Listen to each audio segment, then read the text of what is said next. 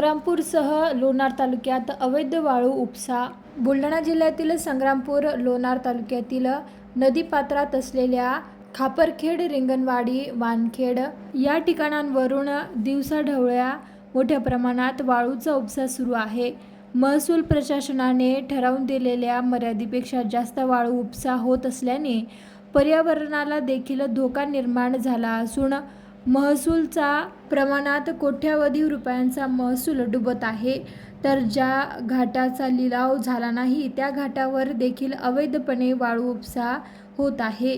शिवाय ज्या घाटावर लिलाव झाला त्या ठिकाणी सुद्धा बोट पोकलेनद्वारा उपसा करण्यात येत असल्याने नदीपात्रात मोठमोठे खड्डे पडले आहेत. याकडे मात्र महसूल प्रशासन डोळेझाक करताना दिसत आहे.